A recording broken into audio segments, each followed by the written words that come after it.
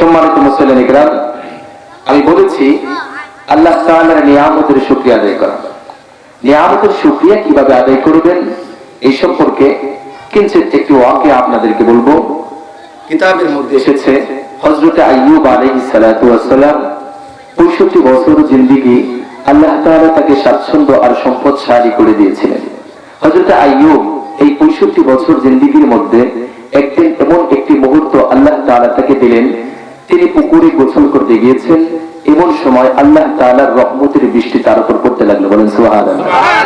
হযরত আইয়ুব চিন্তা করলেন আল্লাহর রহমতের বৃষ্টি সাধারণ কোনো পানি কইটা নয়। দেখলেন প্রত্যেকটি বৃষ্টির ফোঁটা এক একটা স্বর্ণ, মুদ্রা, হীরা, জগৎ ইত্যাদি। হযরত আইয়ুব চিন্তা করলেন আল্লাহর রহমত আমার সামনে দিয়ে চলে যাবে, এটা তো হতে পারে না। আমার বস্ত্র ছিল, মানে আইয়ুব আলাইহিস সালাম বলছেন আমার বস্ত্র ছিল, আমি বস্ত্র দিয়ে সমস্ত রহমতের বৃষ্টিগুলোকে ধরে রাখলাম। বলেন সুবহানাল্লাহ। আমার ভাইরা, হযরত আইয়ুব আলাইহিস সালাম বলেন রব্বুল আলামিন আপনি রহমতের বৃষ্টি দিচ্ছেন, আর আপনার রহমত গুলো আমার সামনে দিয়ে চলে যাবে এটা হতে পারে না, সুতরাং আপনার রহমত গুলো আমি খুঁজে খুঁজে ধরে নিলাম। বলেন সুবহানাল্লাহ। আমার ভাইরা, 65 বছর জিন্দেগি যখন তার শেষ হয়ে গেল, আল্লাহ রাব্বুল আলামিন আইয়ুব আলাইহিস সালামকে পরীক্ষা করার জন্য 18 বছর মতান্তরে 32 বছর পর্যন্ত এই মৌলিক অসুস্থতার মধ্যে তাকে ফেলিয়ে দিলেন। পুরো শরীরটা ফুসকা পড়ে গেল। ফুসকা আছে না, মানে যে ফুসকা পড়ে কত বিক্ষত হয়ে গেল, পচা। হযরত আইয়ুব বলেন আল্লাহ 65 বছর জিন্দেগি পর্যন্ত এত সুখ স্বাচ্ছন্দ্য সম্পদ দান করেছো, কখনো দুঃখের মুখ আমি দেখি নাই, বিপদে পড়ি নাই, মুসিবতে পড়ি নাই, এত সুখ স্বাচ্ছন্দ্যর পর তুমি আমাকে কেন অসুস্থর মধ্যে ফেললাম? কিতাবের মধ্যে এসেছে 18 বছর মতান্তরে 32 বছর যখন তার অতিবাহিত হয়ে গেল, আল্লাহ তাআলা তাকে আরোগ্য দান করলেন।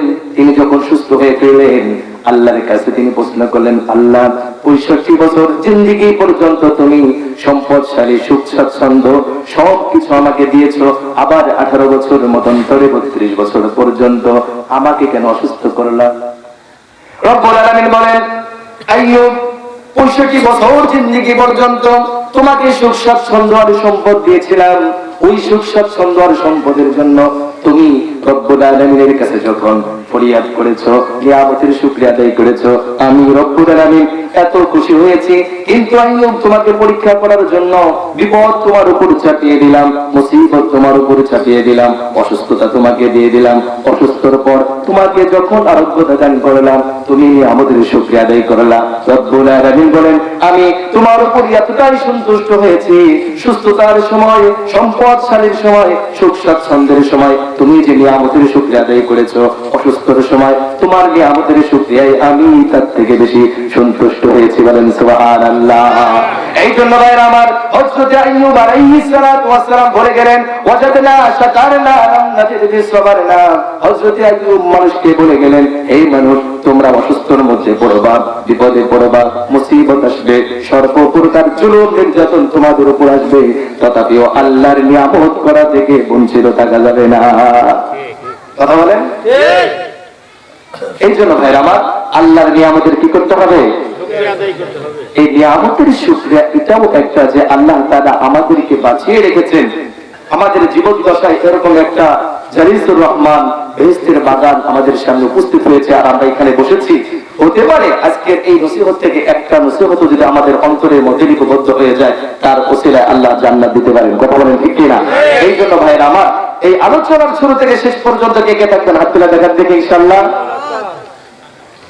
সকলেই চেতন আছেন নাকি? ঘুমাই গেছেন না তো? নারায়ে তাকবীর, নারায়ে তাকবীর, মাশাআল্লাহ। এই জন্য ভাইরা আমার, আমাদের কি করতে হবে? শুকরিয়া আদায় করতে হবে। আজকের আলোচ্য বিষয় হলো ভাইরা আমার আল ওয়াদা আল বারা। আল আদা ওয়াল বারা, আল ওয়াদা আল বারা, অর্থাৎ ইসলামের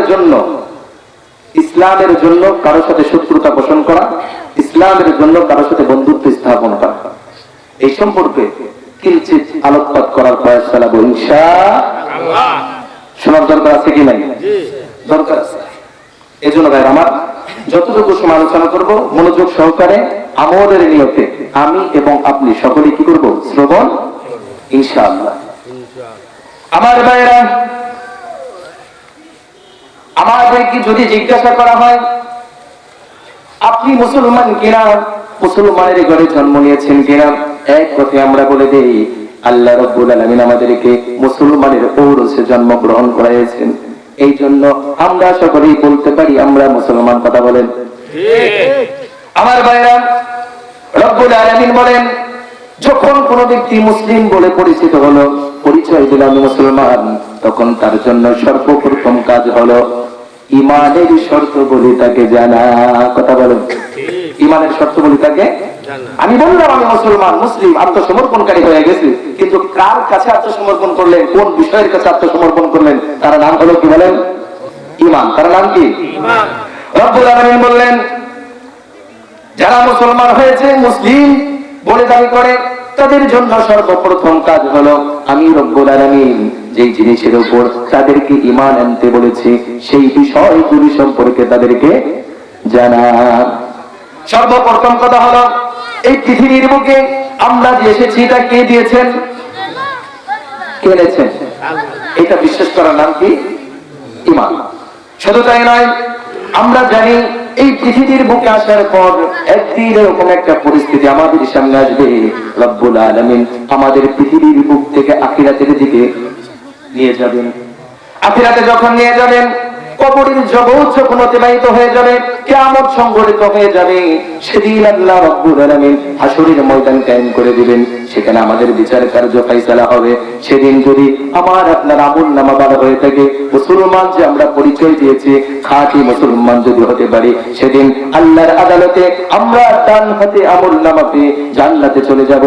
আর যদি মুসলমান হিসাবে ঈমানের শর্ত বলি সঠিকভাবে আমরা না জানি, তাহলে আমাদেরকে বাম হাতে আমলনামা দিয়ে জাহান্নামে ঢুকিয়ে দিবে। বলেন নাউযুবিল্লাহ।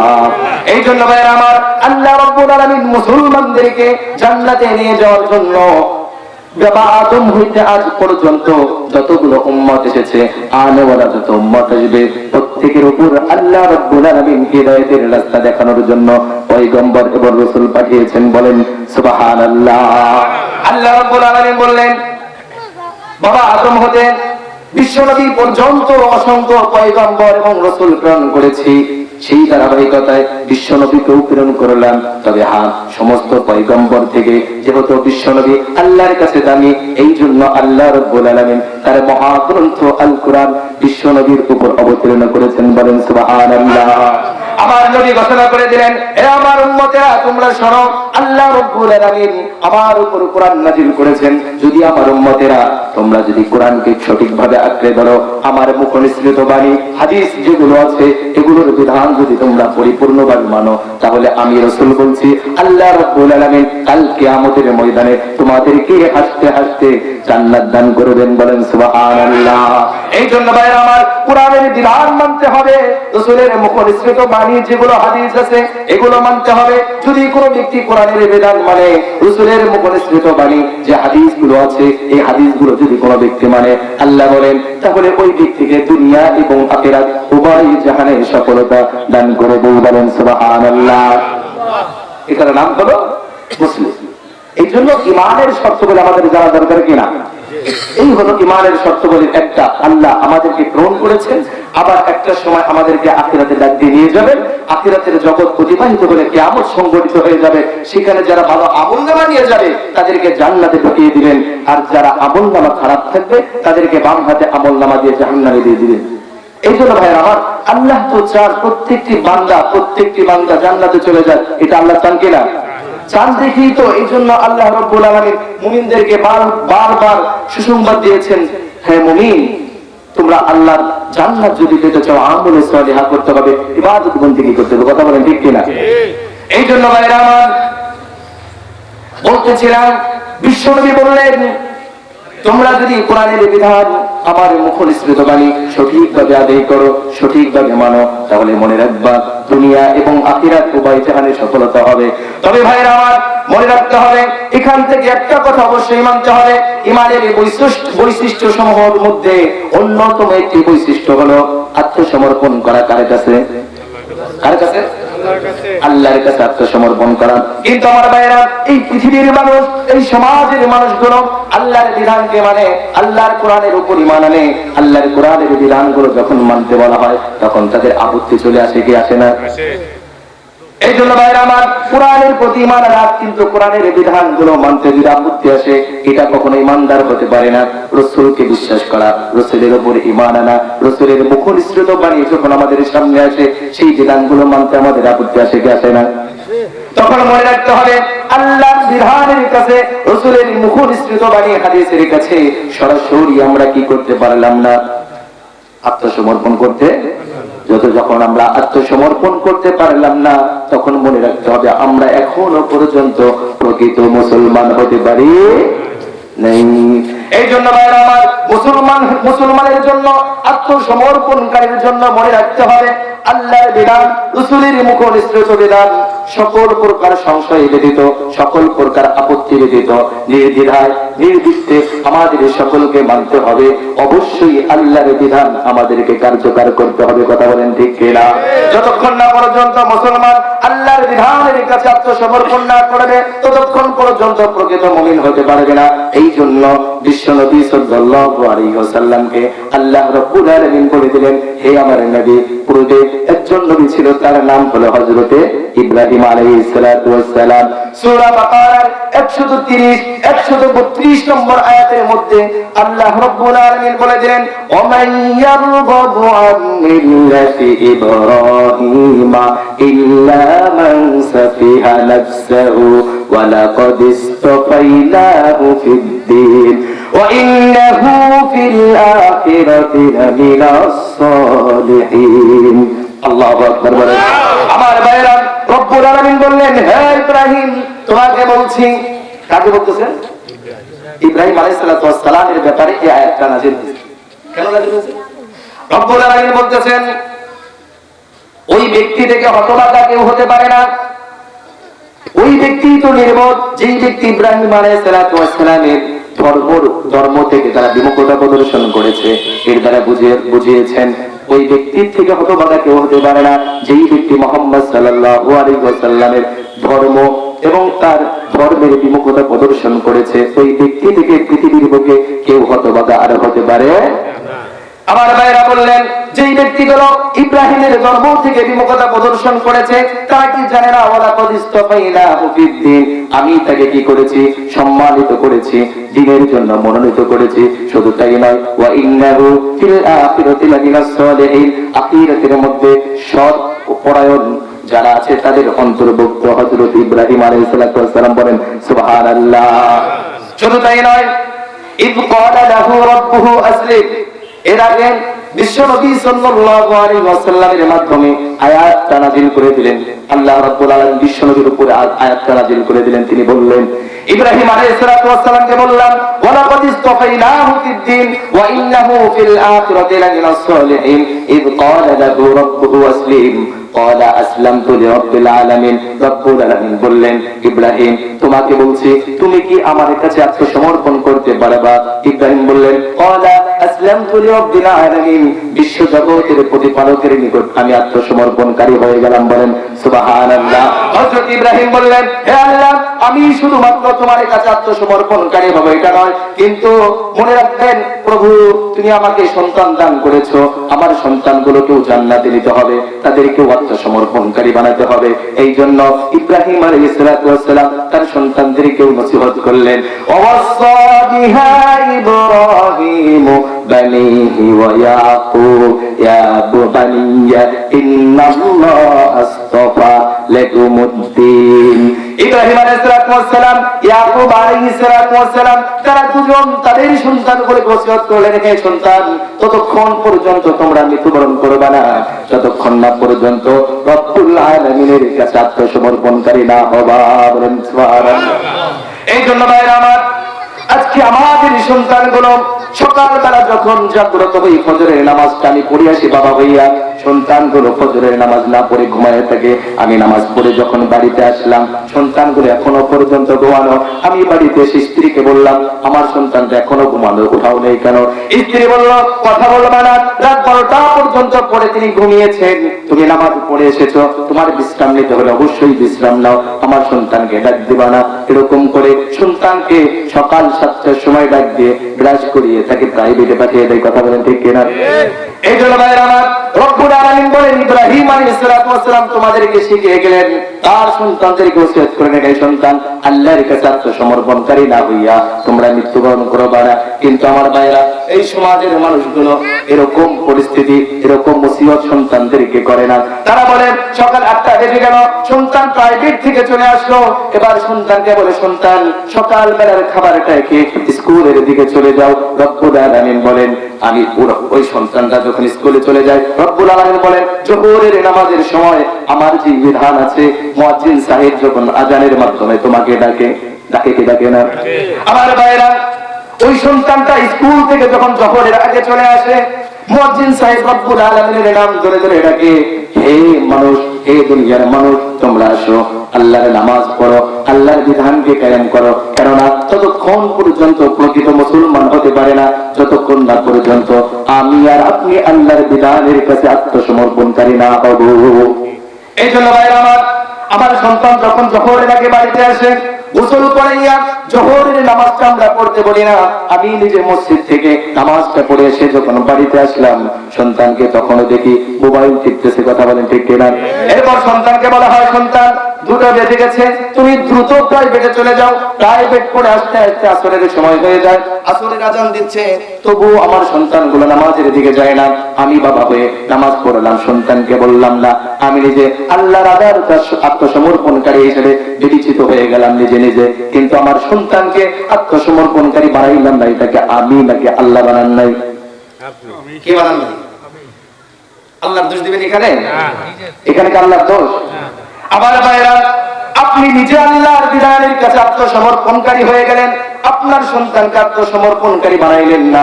কারণ আপনার সন্তান যখন ভূমিষ্ঠ হলো, কুল্লু মাউলুদিন ইউলাদু আলাল ফিতরা ফাআবাওয়াহু ইউহাউবিদানিহি আও ইউনাসসিরানিহি আও ইউমাজ্জিসানি। বিশ্বনবী বলেন, প্রত্যেক ব্যক্তি যখন মাতৃগর্ভ থেকে ভূমিষ্ঠ হয়ে যায়, ওই ব্যক্তির ঈমানের যোগ্যতা আল্লাহ দিয়ে দেন। কিন্তু পিতামাতা যেই ধর্ম অবলম্বী হয়ে থাকে, সন্তানগুলো কেমন জানি সেই ধর্ম অবলম্বী হয়ে যায়। কথা বলেন ঠিক কিনা?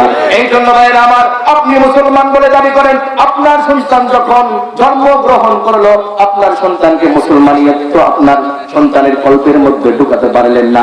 আপনি আত্মসমর্পণকারী হয়ে গেলেন, আপনার সন্তানকে আত্মসমর্পণকারী বানালেন না। মনে রাখবেন, সূরাতুল মাআরিজের মধ্যে আল্লাহ রাব্বুল আলামিন ঘোষণা করে দিলেন, ইয়াওয়াদুল মুজরিমু লাউ ইয়াফতাদি মিন আযাবি ইয়াউমিদিন বিবানি। রব্বুল আলামিন বলেন, হে আমার বান্দারা, যখন তোমাদেরকে অপরাধী বলে সাব্যস্ত করা হবে, তোমাদেরকে জাহান্নামে পাকড়াও করার জন্য নিয়ে যাওয়া হবে, তুমি তখন বলবে, রব্বুল আলামিন, আমি তো গুনাহ করেছি আমার সন্তানদের জন্য, আমি তো গুনাহ করেছি আমার বাবার জন্য, আমি তো গুনাহ করেছি আমার খালুর জন্য, আমি তো গুনাহ করেছি আমার সম্পদের জন্য, আমার তো কোনো দোষ নাই। রব্বুল আলামিন বলবেন, না না, তোমারই সব দোষ, কারণ তোমার ভাইয়ের কারণে তুমি সুদ খাও নাই, তোমার সন্তানের কারণে সুদ খাও নাই, বরং তুমি অপরাধী বলে সাব্যস্ত হয়েছো, আজকে তুমি জাহান্নামে চলে যাও। অপরাধী ব্যক্তি বলবে, আল্লাহ, ইয়াওয়াদুল মুজরিমু লাউ ইয়াফতাদি মিন আযাবি ইয়াউমিদিন বিবানি। আমার তো অপরাধী সাব্যস্ত করেছো, আমি তো গুনাহ করি নাই, আমার সন্তানের কারণে আমি গুনাহগার হয়েছি। সন্তান বলবে, আমি তো গুনাহ করি নাই, আমার বাবার কারণে আমি গুনাহগার হয়েছি। সুতরাং আমি সন্তানকে জাহান্নামে না দিয়া, আমার বাবা, আমি বাবাকে জাহান্নামে না দিয়া আমার সন্তানকে আগে জাহান্নামে দেন। সন্তান বলবে, আমাকে জাহান্নামে না দিয়া আমার বাবাকে আগে জাহান্নামে দেন। নাউযুবিল্লাহ। কেন বলবে? আমি নিজে আত্মসমর্পণকারী হয়ে গেলাম, কিন্তু আমার সন্তানকে আত্মসমর্পণকারী বানালাম, বানাইছে নাকি? কারণ সৎসঙ্গ আপনি তখন পর্যন্ত দেন। আপনি বাবা যদি সৎসঙ্গ দিতেন, তাহলে আপনার সন্তান অবশ্যই আল্লাহর বিধানের কাছে, রাসূলের মুখনিসৃত বাণী যে হাদিসগুলো আছে, সেই বিধানগুলির কাছে আত্মসমর্পণকারী হয়ে যেত। কথা বলেন ঠিক কিনা? এই জন্য ভাইরা আমার, সন্তান যখন এভাবে আস্তে আস্তে বড় হয়ে যায়, আল্লাহর বিধানের কাছে আত্মসমর্পণকারী না হয়, একটি সময় মন হয়ে যায় মাদকাসক্ত হয়ে যায়, সন্তান নেশাখোর হয়ে যায়, সন্ত্রাস হয়ে যায় এবং ডাকাত ছিনতাইকারী ইত্যাদি রূপে রূপান্তরের কথা বলেন, ঠিক না? এটা কার দোষ? সন্তানের দোষ নাকি আমাদের দোষ? আমাদের দোষ। এই জন্য ভাই আমার, যেহেতু আপনি মুসলিম মুসলমান বলে দাবি করলেন, তাহলে সর্বপ্রথম আপনি ইমানের শর্তসমূহ জানলেন, অতঃপর আল্লাহর বিধানের কাছে আত্মসমর্পণকারী হিসেবে বিবেচিত হতে হবে। কথা বলেন। আপনি নিজে আল্লাহর কাছে আত্মসমর্পণকারী হিসেবে বিবেচিত হয়ে গেলেন, কিন্তু আপনার সন্তানকে বানালেন না। এই ক্ষেত্রে মনে রাখতে হবে, অবশ্যই আল্লাহর কাজ করে আপনাকে দাঁড়াতে হবে। আল্লাহ তাআলা সূরা মুমতাহিনার মধ্যে বলেছেন, সম্ভবত সূরা মুমতাহিনার মধ্যে বলেছেন, কু আনফুসাকুম ওয়া আহলিকুম নার, যে নিজে বাঁচো এবং সাথে আহাল পরিবার পরিজন অধীনস্থ যারা আছে তাদেরকে কি করতে বলছেন? বাঁচাইতে বলছেন। আপনি বাঁচলেন, আপনার সন্তানকে বাঁচালেন না, হবে? আমার ভাইরা, এবার এখন শুনতে হবে কি আল্লাহ রাব্বুল আলামিন বললেন, ইব্রাহিম আলাইহিস সালাতু ওয়াস সালাম আমার কাছে আত্মসমর্পণকারী হয়ে গেল। শুধু তাই নয়, তিনি বললেন, কুল ইন্না সালাতি ওয়া নুসুকি ওয়া মাহইয়ায়া ওয়া মামাতি লিল্লাহি রাব্বিল আলামিন। ইব্রাহিম আলাইহিস সালাতু ওয়াস সালাম বললেন, হে প্রভু, আমি আমার নামাজ, আমার জীবন, আমার সমস্ত জিনিস তোমার নামে উৎসর্গ করে দিয়েছি, সুতরাং আমি আল্লাহর কাছে আত্মসমর্পণকারী। কথা বলেন, ঠিক কিনা? ইব্রাহিম আলাইহিস সালাম কি বলছেন? কুল ইন্না সালাতি, বলেন হে নবী বলে দিন, ইন্না সালাতি, নিশ্চয় আমার নামাজ, অনুসুকি আমার জীবন, আমার মরণ, মাহইয়ায়া এবং আমার জীবন, মামাতি লিল্লাহি মানে আমার জীবন, আমার মরণ, আমার সবকিছু কার জন্য? আল্লাহর জন্য। কার জন্য? লা শারীকা লাহু ওয়া বিযালিকা উমিরতু আন আউয়ালুল মুসলিমিন। আমি সাক্ষ্য দিলাম তুমি ছাড়া কোনো ব্যক্তি মাবুদ নয়, মানে তোমার সাথে কোনো ব্যক্তি অংশীদার নয়। সুতরাং আল্লাহ, আমি আত্মসমর্পণকারী হয়ে গেলাম তোমার জন্য। এই জন্য ভাই আমার, আমরা যারা এখানে আছি গুটি কয়েক লোক, আমরা অবশ্যই আজকের পর থেকে মনে রাখবো, আল্লাহর কাছে, আল্লাহর বিধানের কাছে, রাসূলের মুখনিসৃত বাণীর কাছে আমরা কি করব? আত্মসমর্পণকারী হব। এখন আসলে ভাই আমার, আমরা আত্মসমর্পণকারী কেন হই না? আত্মসমর্পণকারী কেন হই না? এক নম্বর কারণ হলো, আমরা বন্ধুত্বের কারণে আত্মসমর্পণকারী হতে পারি না। এই জন্য ইমানের বৈশিষ্ট্য সময়ের মধ্যে আরেকটি অন্যতম বৈশিষ্ট্য হলো, আল্লাহর দ্বীনের জন্য, আল্লাহর দ্বীন কায়েমের জন্য, আল্লাহর বিধান মানার জন্য, আল্লাহর মহব্বতের কারণে কিছু মানুষের সাথে বন্ধুত্ব স্থাপন করা আর কিছু মানুষের সাথে শত্রুতা পোষণ করা। আমার ভাইরা, বিশ্বনবী সাল্লাল্লাহু আলাইহি ওয়াসাল্লাম বলেছেন, আল-ওয়াহদাতু খায়রুম মিন জালিসিস সু ওয়াল জালিসুস সালিহু খায়রুম মিনাল ওয়াহদা। বিশ্বনবী বলেছেন, যদি খারাপ বন্ধু থাকে, ওই খারাপ বন্ধুর সংস্রব গ্রহণ করা যাবে না। খারাপ বন্ধুর সংস্রব গ্রহণ করা থেকে একাকী থাকা উত্তম। তবে যদি ভালো বন্ধু পাও, তাহলে একাকী থাকার চেয়ে সৎসঙ্গীদের সংস্রব গ্রহণ করা হলো উত্তম। বলেন সুবহানাল্লাহ। আমার ভাইরা, এমন একটি সময় আমাদের সামনে উপস্থিত হয়ে যাবে, রব্বুল আলামিন বলেন, ইয়া ওয়াইলাতা লাইতানি লাম আত্তাখিল ফুলানান খলিলা ওয়া ইয়াউমা ইয়া'দুল যালিমু আলা ইয়াদাইহি ইয়াকুলু ইয়া লাইতানি ইত্তাখাযতু মা'আর রাসূলি সাবিলা। রব্বুল আলামিন বলেন, এমন একটি সময় তোমাদের সামনে এসে যাবে, সেদিন যারা খারাপ বন্ধুর সংস্রব গ্রহণ করেছিল, খারাপ কাজের সংস্রব গ্রহণ করেছিল, খারাপ দলের সংস্রব গ্রহণ করেছিল, ওই ব্যক্তিরা বলবে, ইয়া ওয়াইলাতা, হে রব্বুল আলামিন, আফসোস করছি, হায় আমার আফসোস, ইয়া ওয়াইলাতা লাইতানি, ইয়া ওয়াইলাতা লাইতানি লাম আত্তাখিয ফুলানান খলিলা। হে রব্বুল আলামিন, আফসোস করছি এই জন্য, আমি যদি দুনিয়ার মধ্যে আল্লাহ এবং আল্লাহর রাসূল যেই দিক নির্দেশনা দিয়েছে সেগুলো যদি মানতাম, আল্লাহ এবং আল্লাহর রাসূল যাদেরকে ভালোবেসেছে তাদেরকে যদি ভালোবাসতাম, আল্লাহ এবং আল্লাহর রাসূল যেই জিনিসটাকে পছন্দ করেছেন সেই জিনিসটাকে যদি পছন্দ করতাম, আল্লাহ এবং আল্লাহর রাসূল যাদেরকে শত্রু বলে ঘোষণা করেছেন তাদেরকে যদি শত্রু হিসেবে মানতাম, আল্লাহ এবং আল্লাহর রাসূল যাদেরকে ঘৃণা করেছে তাদেরকে যদি ঘৃণা করতাম তাহলে আজকে যেই পরিণতি, ভয়াবহ পরিণতি আমার সামনে উপস্থিত হয়েছে, এই রকম ভয়াবহ পরিণতি হয়তোবা আমার হতো না। বলেন ঠিক কিনা? এই জন্য ভাইরা আমার, যখন আপনি খারাপ সংস্রব, খারাপ বন্ধু গ্রহণ করার কারণে জাহান্নামী হয়ে গেলেন, তখন আপনি বলবেন ক্বালু রাব্বানা আতা'না সাদাতানা ওয়া কুবারা'না ফাআদাল্লুনা আস-সাবিলা। রব্বুল আলামিন বলবেন, হে বান্দা, তুমি খারাপ সঙ্গীদের সংস্রব গ্রহণ করেছো, খারাপ দলের সংস্রব গ্রহণ করেছো, ওই খারাপ নেতার সংস্রব গ্রহণ করেছো, খারাপ নেতা তোমাকে খারাপ বানিয়ে দিয়েছে, জাহান্নামী বানিয়ে দিয়েছে।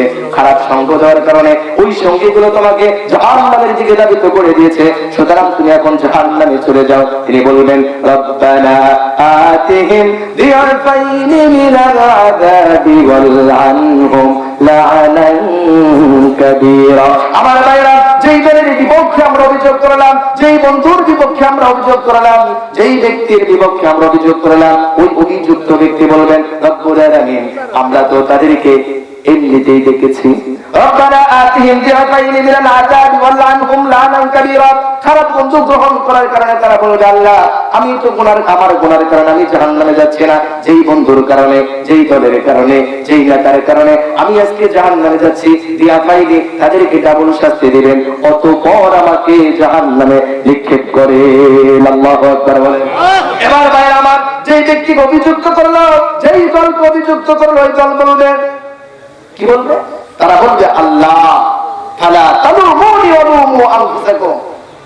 আল্লাহ রব্বুল আলামিন তারা আমাদেরকে অভিযুক্ত করছে, আমাদের কারণে নাকি তারা জাহান্নামে যাচ্ছে। আল্লাহ আমি তো তোমার নাম করে ডাকি নাই, তোমার কালামুল্লাহ করে ডাকি নাই, আমি তো রাসূলের মুখ নিঃসৃত বাণী করে ডাকি নাই। আমি বলেছি তোমরা আমাদের দলে আসো, তোমাদেরকে নিয়ে যাওয়া হবে, তোমরা আমাদের দলে আসো, সম্পদ দেওয়া হবে, তোমরা আমার দলে আসো, সিগারেট দেওয়া হবে, তোমরা আমার দলে আসো, মদ দেওয়া হবে, গাঁজা দেওয়া হবে। সুতরাং আল্লাহ তোমার নাম বলে তো আমরা ডাকি নাই, কিন্তু এই মদ, জুয়া আর সম্পদের লোভে পড়ে, প্রলোভনে পড়ে, লোভে পড়ে তারা আমাদের দলে এসেছে, আমাদের দোষ কোথায়? সুতরাং তাদেরকে শাস্তি দেয়। নাউযুবিল্লাহ। এই জন্য ভাই আমার, যে ব্যক্তিদের দল, যে ব্যক্তিদের সংস্রব আমরা গ্রহণ করছি, সেই দলটাকে, সেই মানুষটাকে জানতে হবে, হবে না? জানতে হবে না? আমার ভাইরা, একটা ওয়াকিয়া এক্সাম্পল দিচ্ছি। সঠিক বন্ধু গ্রহণ করবেন কিভাবে? বিশ্বনবী সাল্লাল্লাহু আলাইহি ওয়াসাল্লাম তার মুখে নিঃসৃত বাণী হাদিস থেকে বলছেন একটা ওয়াকিয়া। বিশ্বনবী সাল্লাল্লাহু আলাইহি ওয়াসাল্লাম তার জামানায় উকবা ইবনে আবি মুঈত, উকবা ইবনে আবি মুঈত তিনি ছিলেন মক্কার একজন মুশরিক নেতা, মক্কার একজন মুশরিক লিডার।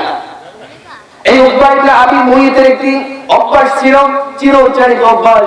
তিনি যখন মক্কা থেকে কোনো সফরে চলে যেতেন, সফর থেকে যখন বাড়িতে চলে আসতেন, তার একটা অভ্যাস ছিল, চিরচরিত অভ্যাস।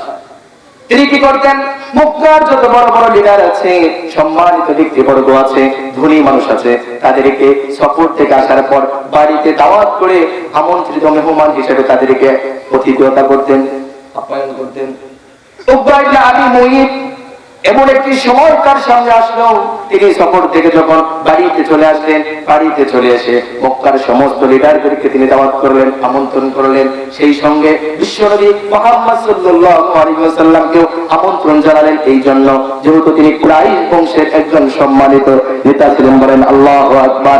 উকবা ইবনে আবি মুঈত বলেন, আমি সমস্ত মক্কার লিডারদেরকে যখন দাওয়াত করলাম, বংশীয় লোকদেরকে যখন দাওয়াত করলাম, সমস্ত মানুষগুলো যখন আমার বাড়িতে উপস্থিত হলো, বিশ্বনবী মুহাম্মদ সাল্লাল্লাহু আলাইহি ওয়াসাল্লাম তিনিও আমার বাড়িতে মেহমান হিসেবে উপস্থিত হয়ে গেলেন। উকবা বলেন, আমি যখন খাবার পরিবেশন করলাম, বিশ্বনবী সাল্লাল্লাহু আলাইহি ওয়াসাল্লামের সামনেও খাবার পরিবেশন করলাম, তিনি বিশ্বনবী সাল্লাল্লাহু আলাইহি ওয়াসাল্লাম খাবার গ্রহণ করলেন না, তার সামনে খাবারগুলো রয়ে গেল। সমস্ত মানুষগুলো যখন খাবার শুরু করে দিল, বিশ্বনবী খাবার খেলেন না। আমি বিশ্বনবীর সামনে গিয়ে বললাম, ইয়া রাসূলুল্লাহ, ইয়া হাবিবাল্লাহ, আপনি আমার বাড়িতে মেহমান হয়েছেন, আপনাকে জোর করে আনি নাই, আপনাকে দাওয়াত করেছি, আপনি মেহমান হিসেবে কবুল করেছেন, গ্রহণ করেছেন। ইয়া রাসূলুল্লাহ, আপনি কেন আমার খাবারগুলো খাচ্ছেন না? বিশ্বনবী বললেন, উকবা, ততক্ষণ পর্যন্ত আমি তোমার খাবার গ্রহণ করতে পারি না, ততক্ষণ পর্যন্ত খাবার আমি খাইতে পারি না, যতক্ষণ না পর্যন্ত তোমার মুখ থেকে বের হবে লা ইলাহা ইল্লাল্লাহু মুহাম্মাদুর রাসূলুল্লাহ। বলেন আল্লাহু আকবার। বিশ্বনবী খাবার সময় খাবার সামনে উপস্থিত ছিল, সমস্ত মেহমানগুলো খাবার শুরু করে দিয়েছে। বিশ্বনবী খাবার খান নাই, এই জন্যই খান নাই। তিনি বলেছেন যে যিনি আমার ধর্মের অনুসারী নয়, তিনি আমার ধর্মের বহির্ভূত লোক, তিনি আমার বন্ধু হতে পারে না। আল্লাহ বলেন, ইয়া আইয়ুহাল্লাযীনা আমানু লা তাত্তাখিযুল ইয়াহুদা ওয়ান নাসারা আউলিয়া বা'দুহুম আউলিয়াউ বা'দ ওয়া মান ইয়াতাওয়াল্লাহুম মিনকুম ফাইন্নাহুম। বিশ্বনবী সাল্লাল্লাহু আলাইহি ওয়াসাল্লামকে আল্লাহ রাব্বুল আলামিন বলে দিলেন, হে আমার নবী, হে মানুষ, হে উম্মতরা, হে বান্দারা, তোমরা শোনো, তোমরা ইহুদি খ্রিস্টান নাসারা যারা আছে, বিধর্মী যারা আছে, তাদেরকে তোমরা বন্ধুরূপে গ্রহণ করবে না। তাদেরকে যারা বন্ধুরূপে গ্রহণ করবে, ওমাইয়া তাওয়াল্লাহুম মিনকুম ফাইন্নাহু মিনহুম ইন্নাল্লাহা লা ইয়াহদিল কওমাজ যালিমিন। আল্লাহ রাব্বুল আলামিন বলেন, তোমাদের মধ্যে যদি কোনো ব্যক্তি ইহুদি খ্রিস্টান নাসারা অথবা বিধর্মীদেরকে বন্ধু হিসাবে গ্রহণ করে নেয়, উদি হিসাবে গ্রহণ করে নেয়, অভিভাবক হিসাবে গ্রহণ করে নেয়, মনে রাখবা তারা তাদের দলভুক্ত হয়ে গেল। আর যখন তারা তাদের দলভুক্ত হয়ে গেল, অবশ্যই তারা জালেম হিসাবে বিবেচিত হয়ে গেল। যখন তারা জালেম হিসাবে বিবেচিত হয়ে গেল, তখন তাদের জন্য অবশ্যই জালেমদের যেই শাস্তি হবে, তাদের জন্য সেই শাস্তি হবে। ওটা বলেন ঠিক কিনা? এই জন্য ভাইরা আমার, বিশ্বনবী সাল্লাল্লাহু আলাইহি ওয়াসাল্লাম ওই আয়াতের দিকে তাকাইয়া তিনি খাবারগুলো গ্রহণ করলেন না। তিনি বললেন, উকবা, ততক্ষণ পর্যন্ত তোমার খাবার খাবো না যতক্ষণ না পর্যন্ত তোমার মুখ থেকে কালিমা উচ্চারণ না হবে। উকবা বললেন, আমি তার মনোরঞ্জনের জন্য বিশ্বনবীর সামনে পড়ে নিলাম লা ইলাহা ইল্লাল্লাহু মুহাম্মাদুর রাসূলুল্লাহ। আল্লাহু আকবার। আমার ভাইরা, বিশ্বনবীর সামনে যখন লা ইলাহা ইল্লাল্লাহু মুহাম্মাদুর রাসূলুল্লাহ কালিমাটা পড়ে নিলেন, বিশ্বনবী খাবারগুলো পরিবেশন করলেন, খাবারগুলো খাইতে শুরু করলেন। বিশ্বনবী যখন খাবার খেয়ে বাড়িতে চলে গেলেন, ওই উকবা ইবনে আবি মুইত মুশরিক সর্দার, তার একজন বন্ধু ছিল, তার নাম হলো উবাই ইবনে খালদ। তার নাম কি? তার ছিল ঘনিষ্ঠ বন্ধু এই উবাই ইবনে খালদ। তিনি ছিলেন কি? তিনি ছিলেন মুনাফিক সর্দার। ওই মুনাফিক সর্দার উবাই ইবনে খালদ বললেন, হ্যাঁ উকবা ইবনে আবি মুইত, তুমি তো আমার ঘনিষ্ঠ বন্ধু, আমি তো তোমার উপর এটা আশা করি নাই, প্রত্যাশা করি নাই তুমি বিশ্বনবীর হাতে কালিমা পড়ে মুসলমান হবা, এটা তো আমি আশা করি নাই। কেন করলা? আজকের পর থেকে তুমি আমার বন্ধু হিসাবে কাটা দিয়ে দিলাম। উকবা ইবনে আবি মুইত বললেন, হ্যাঁ উবাই ইবনে খালদ, তুমি আমার ঘনিষ্ঠ বন্ধু, আমি মুহাম্মাদের সঙ্গ বাদ দিতে পারি, মুহাম্মাদের ভালোবাসা আমার বুক থেকে ছাড়তে পারি। মনে রাখবা, তুমি যে আমার বন্ধু, তোমার ভালোবাসা আমার অন্তর থেকে বিতাড়িত করতে পারি না। বলেন নাউযুবিল্লাহ। এবার ভাইরা আমার, উবাই ইবনে খালদ উকবা ইবনে আবি মুইতকে বললেন, হে বন্ধু, তুমি যেহেতু বললা তোমার কথা বিশ্বাস করলাম না, তাহলে বলো কেন তুমি বিশ্বনবীর হাতে বায়াত গ্রহণ করলা? উকবা বললেন, হে উবাই ইবনে খালদ, তুমি শোনো, আমার বাড়িতে মুহাম্মদ সাল্লাল্লাহু আলাইহি ওয়াসাল্লাম আসছিলেন। তিনি হলেন কুরাইশ বংশের সম্মানিত একজন লিডার। তিনি আমার বাড়িতে আসবেন, সবাই খাবার খাবে, মেহমানদারির খাবার সবাই খাবে, কিন্তু তিনি আমার অতিথি হওয়ার পরও তিনি খাবার খাবে না, এটা হতে পারে না। সুতরাং আমি তার মনোরঞ্জনের জন্য, খাবারটা খাওয়ানোর জন্য আমি তার হাতে শুধুমাত্র বায়াত গ্রহণ করেছি। বলেন নাউযুবিল্লাহ। আবার ইবনে খালদ বললেন, উকবা, আমি তোমার কথা বিশ্বাস করি না ততক্ষণ পর্যন্ত, যতক্ষণ না পর্যন্ত তুমি তোমার থুতু মুবারক বিশ্বনবীর মুখের মধ্যে না লাগাইতে পারবা, তোমার লাগাটা বিশ্বনবীর শরীরে না লাগাইতে পারবা, ততক্ষণ পর্যন্ত তোমার কথা আমি বিশ্বাস করতে পারি না। বলেন নাউযুবিল্লাহ। জোরে জোরে বলেন নাউযুবিল্লাহ।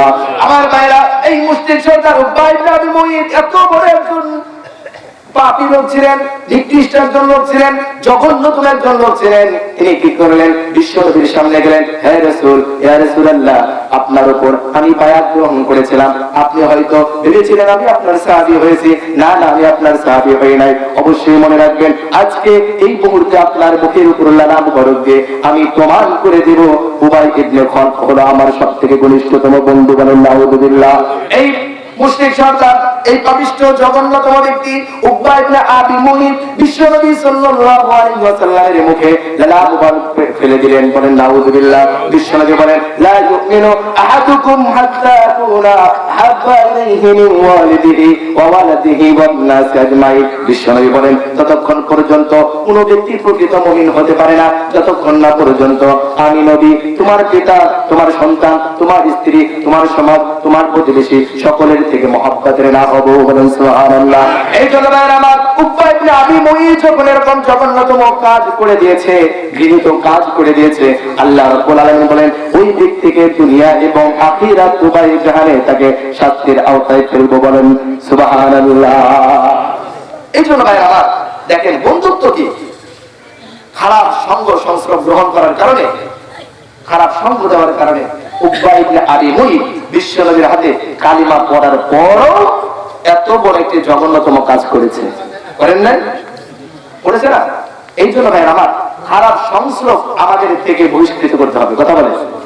এই জন্য আমাদের সন্তানগুলো কোথায় হাসছে, কি খাচ্ছে, কি করছে, কোথায় কার সাথে চলাফেরা করছে, এগুলো জানার দরকার আছে কি নাই? আছে না? এগুলো জানতে হবে, এগুলো জানতে হবে আমার ভাইয়েরা। এই জন্য আমি আর আপনি যখন সংস্রব কারো সঙ্গ দেব, তখন আমাদেরকে ভাবতে হবে, আমি যে এনার সঙ্গ দিচ্ছি, এটা আমাকে নামাজের দিকে ডাকে কিনা, এটা আমাকে খারাপের দিকে ডাকে কিনা, এটা জানতে হবে না? কোন বন্ধু যদি এরকম করে, বন্ধু আসল যায় আমরা একটু খারাপ কাজের একটা প্রলোভন দেখায়, তখন বলতে হবে তুই আমার বন্ধু না। বন্ধু তো ওই ব্যক্তি হতে পারে যে ব্যক্তি আমাকে চিরস্থায়ী শান্তির ঠিকানা দেখায়। বন্ধু তো সেই ব্যক্তি হতে পারে যেই ব্যক্তি আমাকে চিরস্থায়ী সুখের ঠিকানা দেখায়। ওই ব্যক্তি বন্ধু হতে পারে। ওই ব্যক্তি আমার বন্ধু হতে পারে না যেই ব্যক্তি চিরস্থায়ী জাহান্নামের দিকে আমাকে ফেলে দিচ্ছে। ওই ব্যক্তি আমার বন্ধু হতে পারে না যেই ব্যক্তি আমাকে নিন্দিত পথের দিকে ধাবিত করছে। ওই ব্যক্তি আমার কখনো বন্ধু হতে পারে না। এবার ভাইরা আমার, আল্লাহ রাব্বুল আলামিন বললেন, ইয়া আইয়ুহাল্লাযীনা আমানু লা তাত্তাখিযু আবাআকুম ওয়া ইখওয়ানুকুম আউলিয়া। আল্লাহ রাব্বুল আলামিন বললেন, হ্যাঁ মুমিনেরা তোমরা শোনো, অনেক সময় দেখা যাবে তোমার পিতা তোমাদেরকে খারাপ কাজের প্রলোভন দেখাবে, কুফরি কাজের পথ দেখাবে। মনে রাখবা, যতক্ষণ পর্যন্ত তোমার পিতা সৎ পথ দেখাবে, কুফরির কাজ থেকে বিরত রাখবে, ততক্ষণ পর্যন্ত সে তোমার পিতা থাকবে অভিভাবক হিসেবে।